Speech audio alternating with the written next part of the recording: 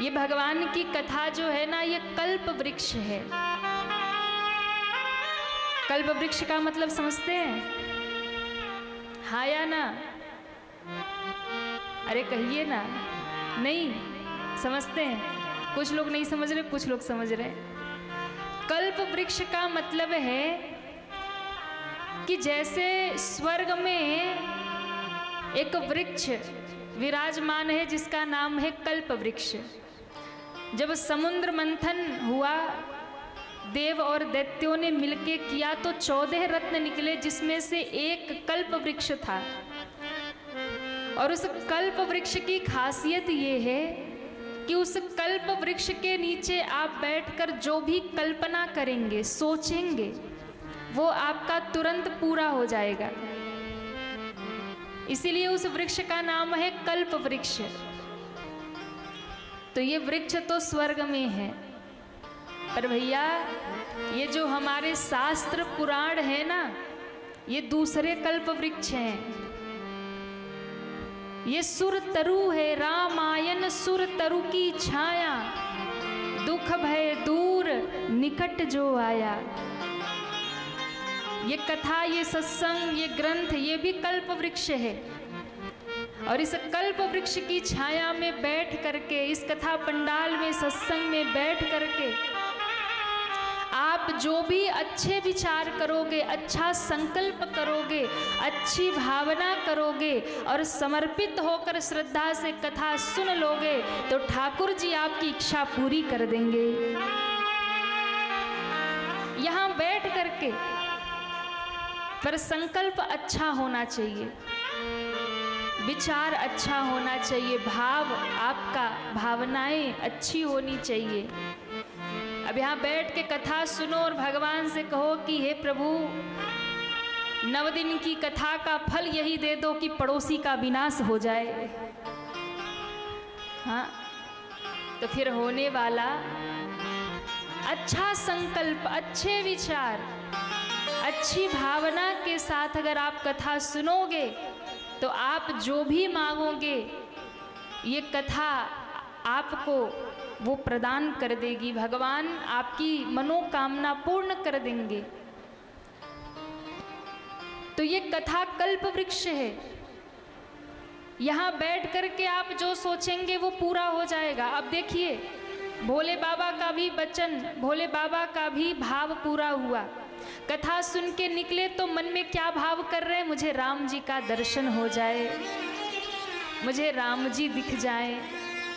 और आप लोग भी कथा में जाया करो ना, तो भगवान से ये सब मत मांगा करो कि हे प्रभु बेटा दे दो, बेटी दे दो, घर बनवा दो, नौकरी लगवा दो, हाँ बिजनेस चलवा दो।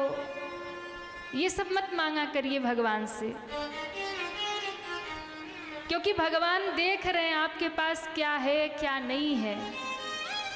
कथा में जाइए, मंदिर में जाइए, तो भगवान से बस एक ही चीज़ मांगिए कि प्रभु आप मिल जाइए। भगवान से बस यही कहिए, ठाकुर जी आप मिल जाइए, आप दर्शन दे दीजिए। और यदि आपने भगवान से ये मांगा ना, तो समझ लीजिए आपने सब कुछ मांग लिया। दुनिया की चीज़ें यदि आप मांगते रहोगे, एक मांगोगे फिर लगेगा कि वो पूरा हो गया, फिर दूसरी ज़रूरत आ जाएगी, दूसरी मांगोगे फिर तीसरी आ जाएगी। क्योंकि इच्छाएं कभी समाप्त नहीं होती, मरते दम तक एक के बाद एक लगी रहेगी। ये और हो जाता, ये और हो जाता, कभी पूरी नहीं होती इच्छाएं। दुनिया का दुख सुख अभाव, अच्छा बुरा, ये सब तो लगा ही रहेगा।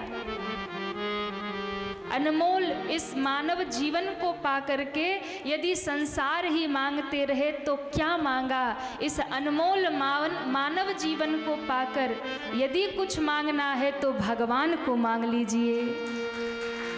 ये जीवन ही नहीं, आपका जन्म भी सुधर जाएगा। भगवान को मांग लीजिए। हमें मांगना भी नहीं आता ठीक से महाराज, मांगना नहीं आता हमें। हम भगवान से छोटी छोटी चीजें मांगते रहते, भगवान देते रहते, हम उसी में खुश रहते। पर ये कब तक है? 100 साल की जिंदगी है, उसमें भी कोई 70, कोई 80, कोई 60, कोई 50 में ही चला जाता है। 100 साल कौन पहुंच पाता है? और इस छोटी सी जिंदगी में भी दुनियादारी मांगते और मांग मांग करके इतना अनमोल जीवन जो 84 लाख योनियों में मिला, उसे हम व्यर्थ कर देते हैं। इसलिए माताएं ज़्यादा मांगती हैं।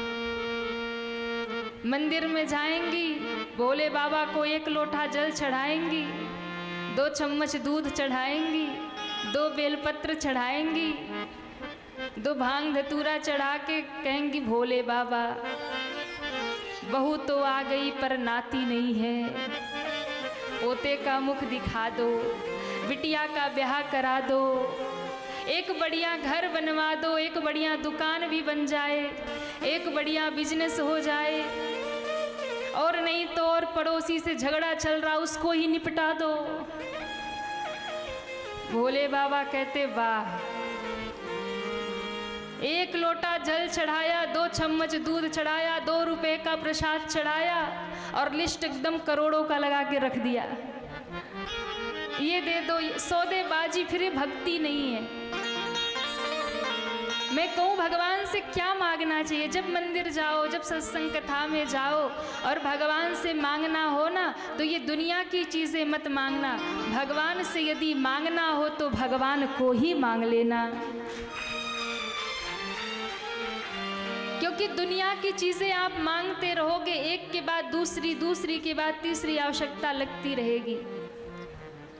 इसलिए भगवान से मत मांगिए, भगवान को मांग लीजिए। कभी भी भगवान से मत मांगिए, भगवान को ही मांग लीजिए। और ध्यान रखिएगा, जब भगवान को मांग लिया और भगवान ही अपने हो गए तो जीवन में कोई कमी रहने वाली नहीं है, सब पूरी हो जाएगी। बस भगवान को अपना बना लीजिए, ठाकुर जी को अपना बना लीजिए कि प्रभु आप मेरे हो जाइए। अच्छा, ईमानदारी से बताइए, हम लोग मंदिर में जाते भगवान से मांगने, कभी कोई ये नहीं कह के आता कि प्रभु आप मेरे हो जाइए। हाँ, ठाकुर जी भी बैठे बैठे देखते, भैया तू सब कुछ तो मांग लिया, कभी मुझे भी मांग ले। हाँ, अपनी तो सुना गया, पर कभी मेरी भी तो पूछ लेना। मंदिर जाया करो तो बस अपनी मत सुनाया करो, कभी कभी भगवान से भी पूछ लिया करो, और प्रभु आप कैसे हो। हाँ, कभी भगवान से भी पूछ लिया करो। पर भगवान से कभी कोई नहीं पूछता है, बस अपनी सुना सुना के चले आते। ठाकुर जी भी सोचते हैं, काश कोई भगत ऐसा होता जो मुझसे मेरी पूछ लेता। सब अपने लिए मांगते हैं, काश कोई मुझे मांग लेता। और ऐसा भक्त जो भगवान से भगवान को मांगता है, ऐसे भक्त के हाथों तो मेरे भगवान बिक जाया करते हैं, ऐसे भक्त के हाथों बिक जाते हैं मेरे भगवान। इसलिए मंदिर में जाइए तो भगवान से मत मांगिए। भगवान से मांगेंगे तो कुछ न कुछ कमी रह जाएगी। मांगना है तो भगवान को मांग लीजिए, क्योंकि भगवान को मांग लिया तो कोई कमी रहने वाली नहीं है। भगवान को मांग लिया तो कोई कमी नहीं रहेगी। भोले बाबा मन में सोचने लगे, मुझे राम जी का दर्शन हो जाए। और ये सोच करके भोले बाबा उसी वन से जा रहे, दंडकारण्य वन। संयोग से त्रेता का 4th चरण चल रहा, राम जी का अवतार भी धरती पे हुआ, राम जी की लीला भी चल रही है उसी जंगल में। और लीला ये चल रही है कि सीता जी का हरण हो गया, रावण सीता जी को उठा ले गया, राम जी रो रहे और सीता मैया को खोज रहे हैं। उन जंगल में, वन में, पत्तों में राम जी ढूंढ रहे, मेरी सिया कहाँ है, मेरी सिया कहाँ है। उसी समय भोले बाबा मन में मनोरथ करते जा रहे, मुझे राम जी का दर्शन हो जाए। और जिस रास्ते मनोरथ करते जा रहे उसी रास्ते में राम जी की लीला चल रही है। लीला क्या हो रही? राम जी रो रहे, सीता जी को ढूंढ रहे, लताओं से पताओं से वृक्ष वल्लरियों से पूछ रहे, बिलखी कहें रघुराई हमार सिया कहवा हेराई। राम जी ढूंढ रहे मेरी जानकी कहाँ चली गई। उसी वन में राम जी माँ जानकी को ढूंढ रहे, बिलखी कहें रघुराई हमार सिया कहवा हेराई। कहवा हेराई सिया कहवा हेराई, कहवा हेराई सिया कहवा हेराई सिया कहवा हेराई।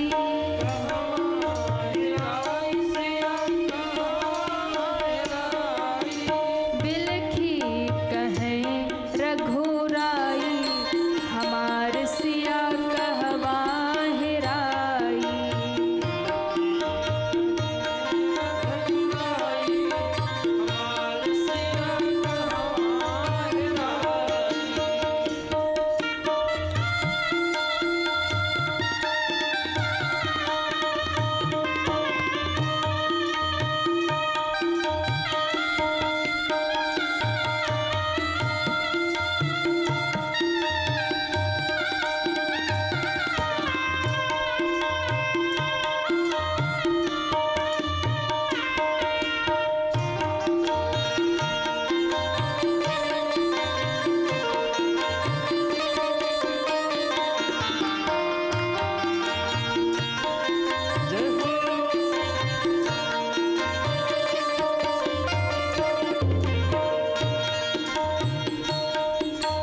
पशुओं से पूछे और पक्षियों से पूछे, पशुओं से पूछे और पक्षियों से पूछे, पशुओं से पूछे और पक्षियों से पूछे, पशुओं से पूछे और पक्षियों से पूछे, कुटिया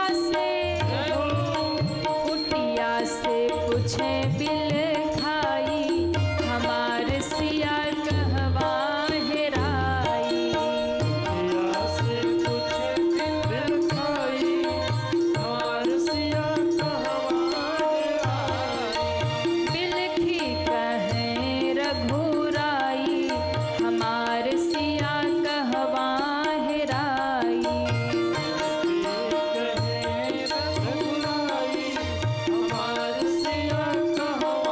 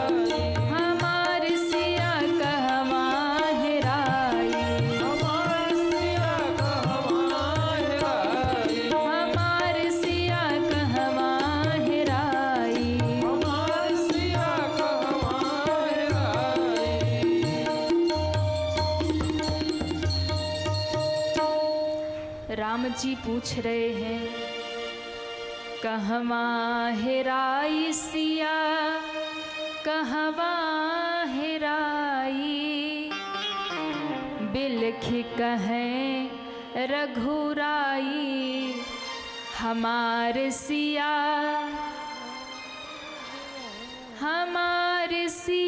कहवा हेराई। राम जी रो रहे थे और लक्ष्मण जी पीछे समझा रहे, भैया चुप हो जाओ, मैया मिल जाएंगी। उसी समय शंकर भगवान इसी व्याकुलता में आगे बढ़ रहे थे कि मुझे दर्शन हो जाए राम जी का। और कहते उसी समय शंकर जी के सामने राम जी आ गए, रोते हुए, सीता जी को ढूंढते हुए। भोले बाबा ने जैसे ही राम जी को देखा एकदम मन प्रसन्न हो गया, मन खिल गया। आहा, मेरे आराध्य मेरे प्रभु राम का दर्शन हो गया। भोले बाबा मगन हो गए। भोले बाबा को लगा कि दौड़ के जाऊं, मैं अपने प्रभु के चरणों से लिपट जाऊं। पर भोले बाबा बहुत सावधान हैं। भोले बाबा ने देखा नहीं नहीं, राम जी की लीला हो रही, सीता जी को ढूंढ रहे, भगवान रो रहे, दुखी हैं। और इस समय मैं यदि प्रणाम करने जाऊंगा तो भगवान की लीला बाधित हो जाएगी, विघ्न होगा, लीला बिगड़ जाएगी। तो भोले बाबा प्रसन्न तो बहुत हुए पर पास नहीं गए। दूर से ही हाथ जोड़ के भोले बाबा ने राम जी को प्रणाम कर लिया। जय सच्चिदानंद जग पावन, जय सच्चिदानंद जग पावन, अस कहीं चले मनोजन सावन, अस कहीं चले मनोजन सावन, अस कहीं चले मनोजन सावन, अस कहीं चले मनोजन सावन, अस कहीं चले मनोजन सावन,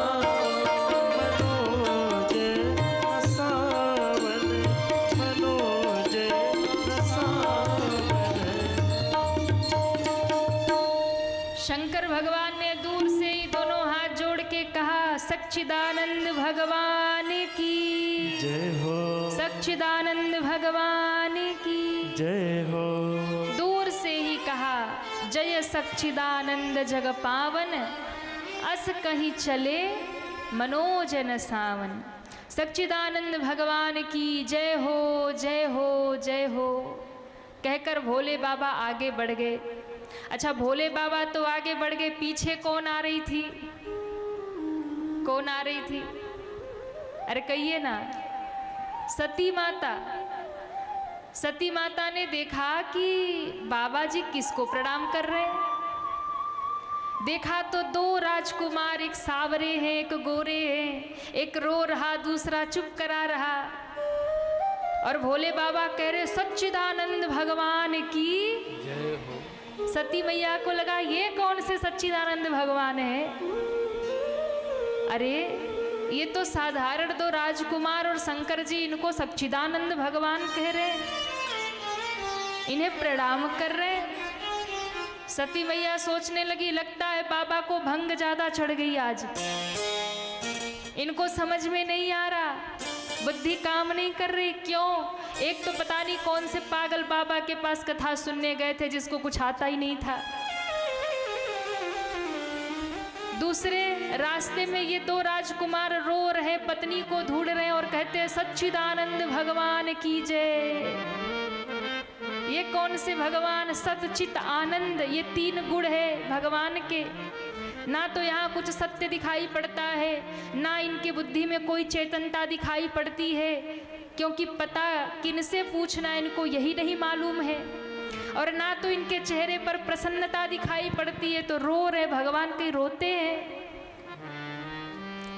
अब सती मैया मन मन सोचने लगी, ये कैसे भगवान जो पत्नी के लिए रो रहे, और यदि भगवान है तो धरती पे क्यों आए, ऐसे बन बन क्यों भटक रहे हैं, और यदि ये भगवान है तो किसकी हिम्मत है जो इनकी पत्नी को उठा ले जाए। ये भगवान तो किसी कोने से दिख नहीं रहे, तो क्या भोले बाबा इनको प्रणाम कर रहे हैं, ये झूठ है। द्वंद्व सती माँ के मन में चलने लगा। अब शंकर जी समझ गए। शंकर जी ने कहा, देवी क्या सोच रही हो? कहा, मैं यही सोच रही हूँ कि आप इनको कह रहे हो सच्चिदानंद भगवान, और ये रोते रोते राजकुमार, इनको ये भी पता नहीं कि हमारी पत्नी को कौन ले गया। इनको ये भी पता नहीं है कि पता किससे पूछना चाहिए। पता पूछ रहे हैं वृक्षों से, पता पूछ रहे हैं लताओं से, पुष्पों से, कुटिया से, नदी से, पहाड़ों से। ये लोग बताएंगे कि इनकी पत्नी कहाँ है। ये तो इतने बावरे हैं कि इनको पता भी पूछना नहीं आता। दूसरी बात, आप कहते हो आनंद स्वरूप होते हैं परमात्मा, तो ये रो क्यों रहे हैं? ये परमात्मा है तो इनको प्रसन्न होना चाहिए। किसी की हिम्मत नहीं जो इनकी पत्नी को उठा ले जाए। ये तो रो रहे, कैसे परमात्मा है?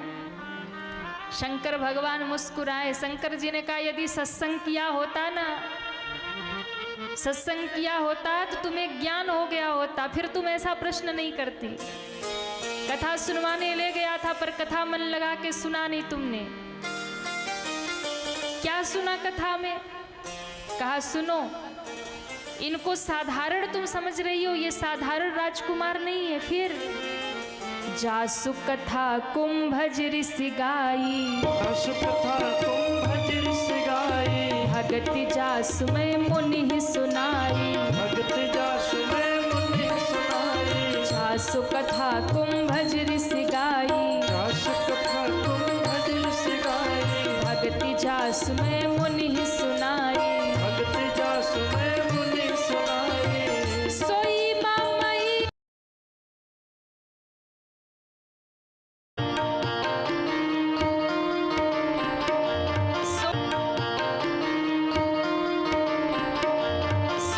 मामई इष्ट देव रघुवीरा, सोई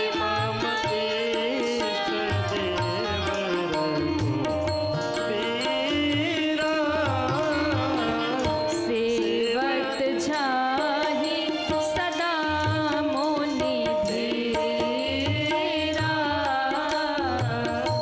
सेवत जाहि सदा मुनि धीरा, सेवत जाहि सदा मुनि धीरा।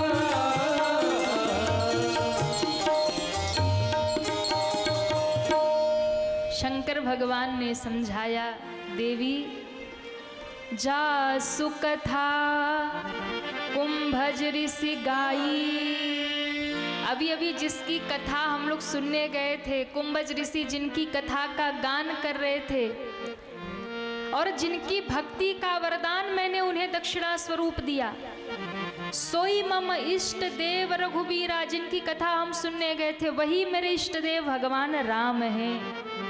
सोई मम इष्ट देव रघुवीरा, सेवत जाहि सदा मुनि धीरा। ये वही भगवान है, तो रो क्यों रहे हैं? का लीला कर रहे हैं। भगत हेतु लीला बहु करहीं, ये लीला कर रहे हैं, सचमुच का रो नहीं रहे हैं। ये भगवान की लीला चल रही है। अब सती मैया ने जब कथा नहीं सुनी, सत्संग नहीं किया, तो वो लीला का मतलब क्या जाने। अब भाई जब व्यक्ति सत्संग करेगा, कथा सुनेगा, तब जानेगा कि भगवान धरती पे क्यों आते हैं, निराकार से साकार क्यों होते हैं, लीला क्यों करते हैं। पर सती माँ ने कथा सुना नहीं, और जब तक सत्संग नहीं करोगे तब तक विवेक होने वाला नहीं है। बिन सत्संग विवेक न होई, राम कृपा बिनु सुलभ न सोई। और जब तक विवेक जागृत नहीं होगा, ज्ञान नहीं जागेगा, तब तक क्या सही है क्या गलत है आप समझ नहीं पाओगे, भगवान को पहचान नहीं पाओगे। इसलिए जीवन में सत्संग बहुत जरूरी है, कथा बहुत जरूरी है।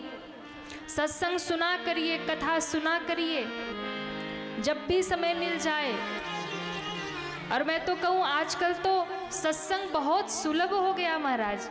हाँ ठीक है, साल में एक बार आप आयोजन करते हो, सुन लो, लेकिन ऐसा नहीं कि बस 9 दिन तक सुना और इसके बाद संन्यास ले लिया, अगले साल सुनेंगे।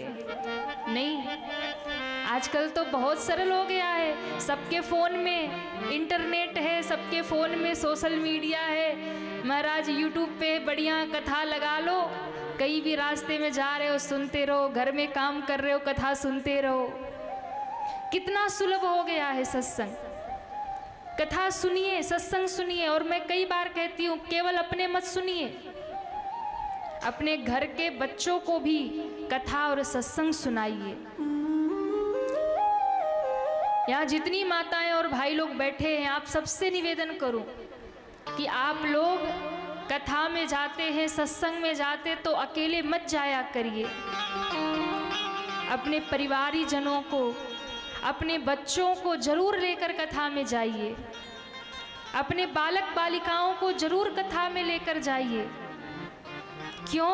क्योंकि जब वो कथा में जाएंगे, सत्संग में जाएंगे, संतों की वाणी सुनेंगे, तब वो अपने धर्म को जानेंगे, तब वो अपने संस्कार को जानेंगे। बहुत जरूरी है। पर माताएं खुद तो आ जाती हैं और पतियों को, बच्चों को घर में छोड़ आती हैं। हाँ महाराज, आप घर में रहना, बच्चों को देखते रहना, हम कथा सुन के आती हैं। अब मामला खतरनाक हो जाता है।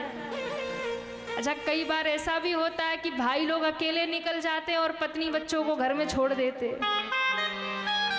बोले तू बढ़िया भोजन बना के रखना, हम जा रहे कथा सुन के आते। नहीं, परिवार में सब, पूरे परिवार के साथ कथा सुनिए बैठ करके। और विशेष रूप से मैं कहूँगी अपने बच्चों को सत्संग में लेके जाइए, कथा में लेकर जाइए। क्यों? आजकल जितना धर्म का हनन हो रहा है, संस्कारों का हनन हो रहा है ना, कारण यही है कि आपने बच्चों को धर्म से दूर कर दिया, बच्चों को कथा और सत्संग से दूर कर दिया, जिसके कारण बच्चों में संस्कार नहीं है। और यदि आपने अपने पीढ़ियों को, अपने बच्चों को कथा और सत्संग से नहीं जोड़ा, तो आने वाले समय में ऐसा समय आएगा जब आपके बच्चे ही भगवान को मानने से इनकार कर देंगे। जब आपके ही घर में भगवान की पूजा बंद कराने वाले आपके बच्चे ही खड़े हो जाएंगे। मत करो पूजा पाठ, मत रखो भगवान की मूर्ति, फोटो, ये सब झूठ है, कुछ नहीं है। बच्चे ही आपका विरोध करेंगे। इसलिए यदि आप चाहते हो कि संस्कार बना रहे, धर्म बचा रहे, तो अपनी पीढ़ियों में, अपने बच्चों में संस्कार डालिए। और संस्कार तभी आएगा जब वो सत्संग में, कथा में जाएंगे और संतों की वाणी सुनेंगे, तब संस्कार आएंगे। आजकल समाज में आप देखिए क्या हो रहा, रोज रोज नई नई घटनाएं सामने आ रही है ना, कि पत्नी ने पति को मार दिया, पति ने पत्नी को मार दिया। पहले के समय में कितनी कम घटनाएं होती थी। एक बार विवाह हो गया तो अभाव हो, दुख हो, कष्ट हो, पति और पत्नी मिलकर पूरा जीवन बिता देते थे महाराज। आजकल विवाह होता है, 1 वर्ष भी नहीं होता तलाक हो जाता है। 1 वर्ष 2 वर्ष भी नहीं होता है, कहीं पत्नी पति को मार देती है, कहीं पति पति को मार देता है। ये क्या चल रहा है समाज में? क्योंकि हमने अब संस्कार देना बंद कर दिया बच्चों को। आप अपने बेटा बेटी को अच्छे से अच्छी एजुकेशन देते हो, बड़े से बड़े स्कूल में, कॉलेज में पढ़ा तो लेते हो, उसे धन कमाना तो सिखा देते हो, पर उसे धर्म और आध्यात्म की शिक्षा नहीं देते, उसे सच्चा मानव नहीं बनाते और जीवन जीना नहीं सिखाते। और हमें लगता है कि चलो हमारे घर में तो ऐसा हुआ नहीं, ये तो कहीं और हो रहा, कहीं और हो रहा। वो दिन दूर नहीं जब घर घर में ये घटनाएं होने लगेंगी। जितनी तेजी से ये चीजें फैल रही है ना, आप सोचिए, पत्नी पति का मर्डर कर रही है, पति पत्नी को मार रहा है, इंसानियत समाप्त हो गई। ये सब क्यों हो रहा? क्योंकि आपने उन्हें सत्संग नहीं कराया, संतों की वाणी नहीं सुनाया, उनके भीतर संस्कार नहीं डाले। और यदि ये चीजें ऐसे ही बढ़ती रही तो वो दिन दूर नहीं है जब घर घर में ये घटना होगी, कोई बचेगा नहीं। इसलिए यदि आप चाहते हैं कि आपका घर बचा रहे तो सबको प्रयत्न करना चाहिए। अपने बच्चों को पहले अच्छा संस्कार दीजिए, अपने बच्चों को पहले अच्छी शिक्षा के साथ साथ संस्कार दीजिए, उसके भीतर धर्म और आध्यात्म की नींव रखिए महाराज। और ये तब होगा जब वो कथा सत्संग में जाएंगे, संतों की वाणी सुनेंगे, उन्हें किसी संत महात्मा से जोड़ करके रखिए। और आप देखिएगा, यदि आपका बच्चा सत्संगी हो गया, यदि आपका बच्चा धर्म को मानने लग गया, तो वो कुछ भी हो जाए जीवन में कभी भी कोई गलत कदम नहीं उठाएगा, कभी कोई गलत कदम नहीं उठाएगा। इसलिए संस्कार बहुत जरूरी है। और हम कथा भी जो करते हैं, या हम कथा करें या पूज्य महाराज श्री कथा करें, हम दोनों का एक ही विचार होता है। एक अभियान जो कथाओं के माध्यम से, या महाराज श्री कथा सुनाए या हम कथा सुनाए, एक प्रयास रहता है कि भैया ज़्यादा से ज़्यादा आजकल के जो युवा संस्कार आए, धर्म आए, संस्कार लाइए, परिवार बचाइए। क्योंकि सबसे अधिक परिवार इसीलिए टूट रहा क्योंकि संस्कार विहीन बच्चे हो जा रहे हैं। और जब बच्चों का संस्कार बिगड़ गया तो माँ बाप रोते फिरते हैं। फिर चाहे कितना भी धन आपके घर में हो, चाहे कितना सब कुछ भरा पड़ा हो, लेकिन अगर बच्चे आपके बिगड़ गए, गलत मार्ग पे चले गए, तो भैया उनका तो जीवन नरक बनेगा, साथ में आपका भी जीवन नरक बन जाएगा।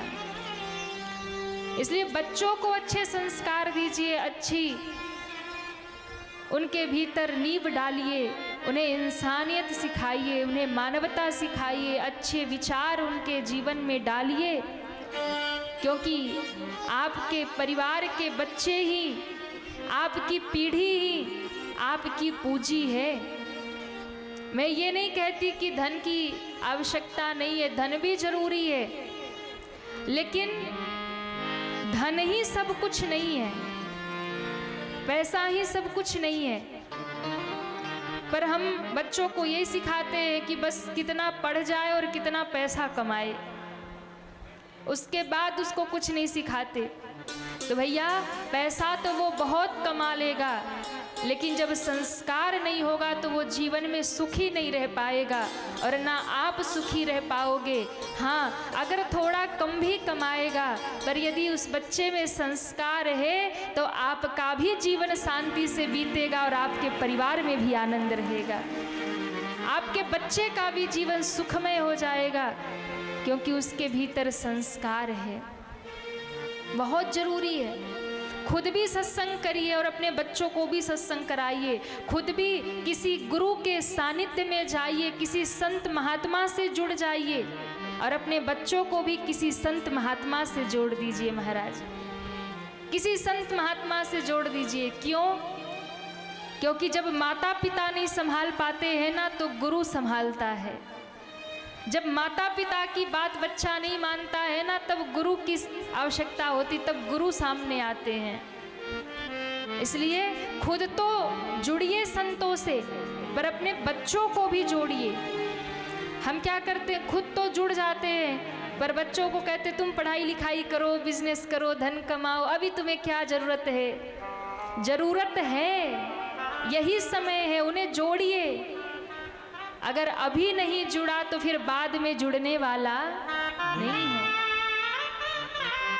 यदि बचपन से उसके भीतर भक्ति नहीं आई तो 55 में आने वाली, बचपन में संस्कार नहीं आया तो 55 में आने वाला नहीं है। इसलिए बहुत जरूरी है किसी संत महात्मा के सानिध्य में किसी गुरु से जुड़िए, और न केवल जुड़िए, खुद अपने बच्चों को भी जोड़िए, तब उनके भीतर सही संस्कार आएगा। संत महात्मा की वाणी जब तक नहीं सुनेंगे, सत्संग ज्ञान नहीं होगा। सती मैया ने सत्संग नहीं किया तो ज्ञान नहीं हुआ महाराज, सत्संग नहीं किया तो विवेक नहीं हुआ, ज्ञान नहीं हुआ। अब भगवान पे सवाल खड़ा कर दिया, ये कैसे भगवान है, ये कैसे भगवान है जो पत्नी के लिए रो रहे। यद्यपि शंकर जी ने बहुत समझाया, शंकर जी ने कहा कि देवी तुमने कथा नहीं सुना, इसलिए तुम्हें ज्ञान नहीं हुआ कि भगवान धरती पर क्यों आते हैं। इसलिए पहले तुम सत्संग करो, ये भगवान है, मेरी बात मानो। पर सत्संग नहीं किया सो भगवान को मानने को तैयार नहीं। और जो कभी सत्संग नहीं करेगा, जो कभी संतों की वाणी नहीं सुनेगा, वो भगवान को भी नहीं मानेगा। संत लोग एक बहुत प्यारा भाव गाते हैं, महिमा सत्संग की अजब निराले, महिमा सत्संग की देख बहुत निराले, महिमा सत्संग की देखी अजब निराली, महिमा सत्संग की देखी बहुत निराली, महिमा सत्संग की देखी अजब निराले, महिमा सत्संग की देखी बहुत निराले, महिमा सत्संग की। हरि बोल।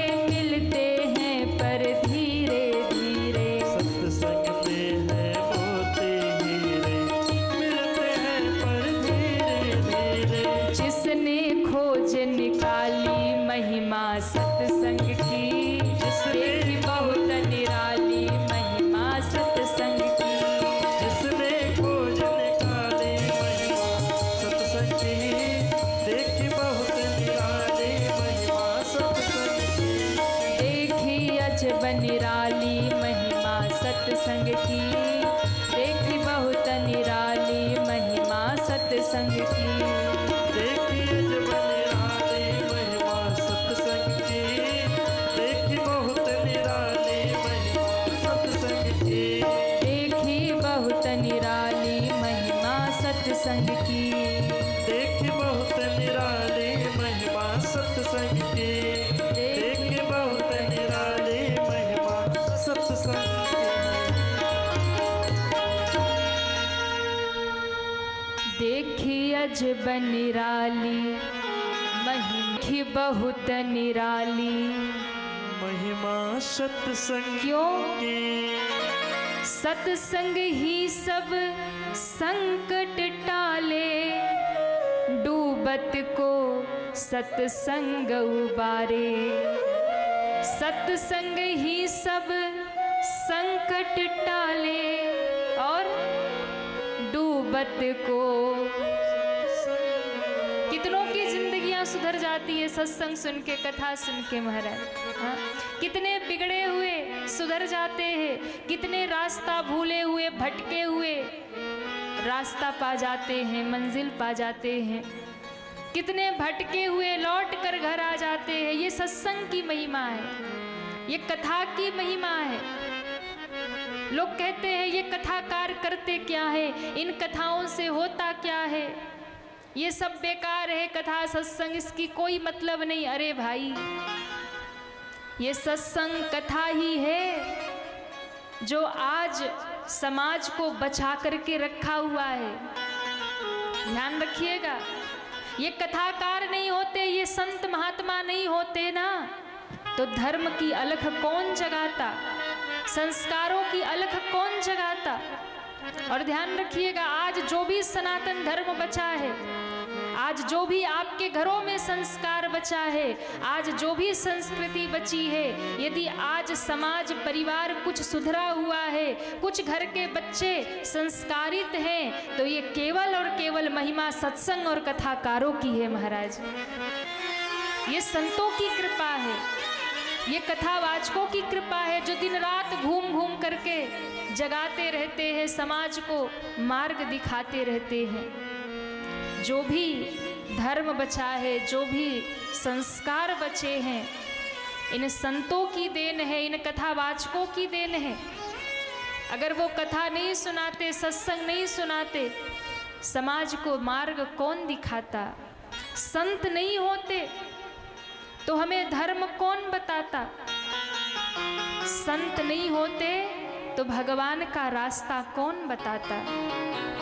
इसलिए ये सत्संग, ये संत महात्मा, ये कथावाचक, ये दिन रात यही करते हैं। चाहे दुनिया उन्हें गाली दे, चाहे दुनिया उन्हें कुछ भी कह ले, क्योंकि दुनिया में ऐसे भी लोग हैं जो महात्माओं को भी गाली देते हैं। दुनिया में ऐसे भी लोग हैं जो कथावाचकों को भी उल्टा सीधा कहते, उन्हें भी गाली देते। अरे इनको तो कोई काम धंधा नहीं है, कथा लेके शुरू हो जाते, ये सब खाने कमाने का तरीका है, ये है वो है, बहुत कुछ। पर ध्यान रखिएगा, आज समाज में जो भी संस्कृति, संस्कार, धर्म बचा हुआ है, यदि आपके घरों में आज भी भगवान की पूजा हो रही है, आपके बच्चे यदि धर्म से चल रहे हैं, आप यदि धर्म को मान रहे हो, तो देन है उन कथावाचकों की, उन संतों की, जो दिन रात आपको जगाते हैं और भगवत मार्ग में लगाते हैं। आग लगे आकाश में, झरझर गिरे अंगार, संत न होते जगत में तो जल मरता संसार। संत न होते जगत में जल मरता संसार। महात्मा नहीं होते तो कौन धर्म का मार्ग बताता, कौन संस्कार और संस्कृति सिखाता। इसलिए सत्संग की महिमा, संतों की महिमा, ये संत महात्मा कथावाचक यही करते हैं। भटके हुए को मार्ग दिखाते हैं, डूबते को सहारा दे देते हैं, जो रास्ता भूला है उसे भगवान तक पहुंचा देते, मार्ग दिखा देते। इसलिए देखी अजब निराली महिमा सत्संग की, देखी बहुत निराली महिमा सत्संग की, देखी अजब निराली महिमा सत्संग की, देखी बहुत निराली महिमा सत्संग की। सत्संग ही सब संकट टाले, डूबत को सत्संग उबारे। सत्संग ही सब संकट टाले, डूबत को सत्संग उबारे। अंत पिटे ना ताली महिमा सत्संग की, देखी अजब निराली महिमा सत्संग की। अंत पिटे ना ताले महिमा सत्संग की, देखी बहुत निराली महिमा सत्संग की। बोली राघवेंद्र सरकार की जय हो। सती माँ को शंकर जी ने समझाया, पर सती मैया मानी नहीं। सती मैया ने कहा मैं तो नहीं मानती कि ये भगवान है, तो फिर आप क्या करोगी? मैं परीक्षा करूंगी। यद्यपि शंकर जी ने बहुत कहा कि देवी भगवान की परीक्षा नहीं करते, भगवान की तो प्रतीक्षा करते हैं, पर तुम परीक्षा लेने की बात कर रही हो। भगवान परीक्षा का विषय नहीं है, परीक्षा से भगवान को पाया नहीं जा सकता। और ध्यान रखिएगा, भगवान ना तो परीक्षा से मिलते हैं, भगवान ना तो समीक्षा से मिलते हैं। भगवान यदि मिलते हैं तो केवल और केवल प्रतीक्षा से मिलते हैं। और राम कथा में, रामचरितमानस में 3 देवियां 3 रास्ते से भगवान को जानना चाहती है, पाना चाहती है। एक ने परीक्षा किया, भगवान नहीं मिले। एक ने समीक्षा किया, भगवान नहीं मिले। और एक ने प्रतीक्षा किया तो भगवान मिल गए। कौन थी? पहले नंबर पे सती मैया। सती मैया ने भगवान की परीक्षा की, भगवान नहीं मिले। दूसरे नंबर पे आई महाराज सूपनखा। सूपनखा ने भगवान की समीक्षा करनी चाहिए, भगवान नहीं मिले, उल्टे ही नाक कान कटवा के चली गई। और तीसरे नंबर पे आई मैया शबरी। मैया शबरी ने भगवान की परीक्षा नहीं की, समीक्षा नहीं की। मैया शबरी ने जीवन भर भगवान की प्रतीक्षा की, तो मेरे राम जी आकर द्वार पर खड़े हो गए। क्योंकि भगवान ना तो परीक्षा से मिलते हैं, भगवान ना तो समीक्षा से मिलते हैं, भगवान तो केवल और केवल प्रतीक्षा से ही मिला करते हैं। जो प्रतीक्षा करेगा वही भगवान को पा जाएगा। कृपा की प्रतीक्षा करिए। यदि नाथ का नाम दया निधि है तो दया भी करेंगे कभी ना कभी। प्रतीक्षा करिए इस बात की, प्रतीक्षा करिए कृपा की। वो कभी न कभी कृपा अवश्य करेंगे। और जो इस बात को लेकर बैठ गया ना कि भगवान कृपा करेंगे करेंगे, कभी न कभी तो दृष्टि डालेंगे ना, कभी न कभी तो नजर घुमाएंगे ना कि कौन है जो द्वार पे रोज आता है, कौन है जो मुझे रोज पुकारता है। और कहते जिस दिन दृष्टि घूम गई उसी दिन आपका कल्याण हो जाएगा। प्रतीक्षा करिए भगवान के कृपा की, क्योंकि कृपा से सब कुछ संभव है। जिस दिन कृपा हो जाए ना उस दिन आपको सब कुछ मिल जाएगा। कृपा से सब कुछ मिलता है। और कई बार मैं कहती हूँ अपने से कुछ नहीं होता। अपने से आप कुछ ना करो तो अपने से कुछ होने वाला नहीं है। अपने से कुछ नहीं होता, मेहनत से कुछ कुछ होता है। आप कुछ नहीं करोगे तो कुछ नहीं होगा, मेहनत करोगे तो कुछ हो जाएगा। अपने से कुछ नहीं होता, मेहनत से कुछ कुछ होता है, पर मैं कहूँ रहमत से सब कुछ होता है। उसकी रहमत बरस जाए, उसकी कृपा हो जाए, सब कुछ हो जाता है। रहमत से सब कुछ होता है। कृपा की प्रतीक्षा करिए। सबरी ने किया, शंकर जी ने कहा देवी भगवान परीक्षा से नहीं मिलते, मेरे राम समीक्षा से नहीं मिलते, मेरे राम तो केवल और केवल प्रतीक्षा से मिलते। करो प्रतीक्षा। बोले नहीं, मेरे मन में आ रहा ये कैसे भगवान, मैं इनकी परीक्षा करके देखूं। यद्यपि शंकर जी ने बहुत कहा, नहीं मानी, तब शंकर जी ने कहा ठीक है, जो तुम्हारे मन अति संदेह, थोड़ा बहुत संदेह होता तो मेरे कहने से मिट जाता। अच्छा, समझाने वाला भी कोई साधारण नहीं है। त्रिभुवन के गुरु भोलेनाथ, विश्व के नाथ विश्वनाथ समझा रहे, भोलेनाथ समझा रहे, त्रिभुवन के गुरु समझा रहे। अब त्रिभुवन के गुरु के समझाने से जब समझ में नहीं आ रहा तो फिर उनको कौन रोक सकता है। समझाने वाला भी साधारण नहीं। शंकर भगवान समझाए, नहीं मानी। शंकर जी ने कहा अब तुम्हारा कल्याण नहीं होगा। क्यों? अरे मेरे कहने से भी तुम्हारा संशय नहीं गया। जो तुम्हारे मन अति संदेह, तो कि न जाई परीक्षा लेहु। अच्छा, थोड़ा बहुत संदेह होता तो मिट जाता, बहुत संदेह है कि शंकर जी के समझाने पे समझ में नहीं आ रहा। शंकर जी आज अपनी पत्नी के सामने हार गए, हार गए। और ध्यान रखना, दुनिया में आप चाहे पूरी दुनिया को समझा लोगे पर तीन को कभी नहीं समझा सकते। सारे संसार को समझा लेंगे पर तीन को समझाना बहुत मुश्किल है। किसको किसको बता दे कि रहने दे, कहिए ना, बता दे कि रहने दे, बता दे। सबसे पहले परिवार को नहीं समझा सकते। आप पूरी दुनिया को समझा लेंगे पर परिवारी जनों को समझाना बहुत मुश्किल है। क्यों?